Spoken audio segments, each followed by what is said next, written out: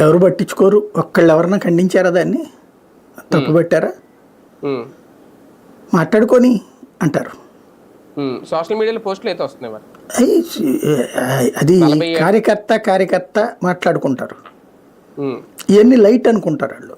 కానీ ఇది రాజకీయం అనేటటువంటిది ఒక సన్నటి నిప్పు లాంటిది.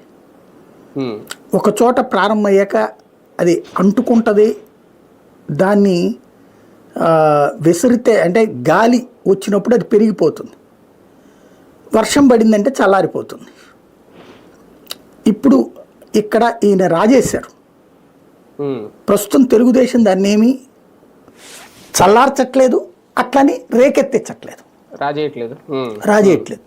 కొంతమంది కార్యకర్తల వరకు మాత్రం ఆగ్రహం తట్టుకోలేక, ఆవేశం తట్టుకోలేక ఉంటారు.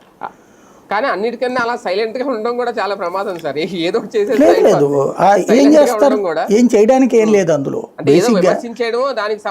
దానికి చేస్తే అప్పుడు ఇంకేముంది, ప్రభుత్వం కొలాప్స్ అయిపోదా దాంట్లో? అట్లా ఎందుకు నాశనం చేసుకుంటాడు ఎవడన్నా బుద్ధున్నాడు?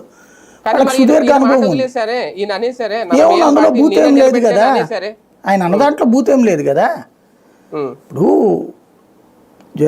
జగన్ ప్రభుత్వంతో భయపడి బయటికి రావడానికి వెనకాడుతున్న రోజుల్లో పవన్ కళ్యాణ్ ఒక అటాకింగ్ మోడ్లోకి వెళ్ళాడు.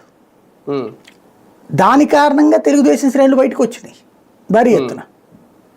ఇప్పుడు చంద్రబాబు అరెస్ట్ అప్పుడు కూడా బయటికి రావడానికి వెనకాడినటువంటి వాళ్ళు ఆయన విడుదల రోజున పెద్ద ఎత్తున వచ్చారు. ఎందుకని? ఈ లోపుగా ఓ ధైర్యం వచ్చేసింది, మన ప్రభుత్వం వచ్చేస్తుంది. పవన్ కళ్యాణ్ ఓపెన్ మద్దతు ప్రకటించేశాడు, ప్లస్ చంద్రబాబు గారికి అండగా నిలబడతానన్నాడు. ఒక్కసారి జైలు నుంచి బయటకు వచ్చినప్పుడు పవన్ కళ్యాణ్ వీడియో చూడండి, వెనకాల ఇద్దరు ఒద్దికగా కనబడతారు.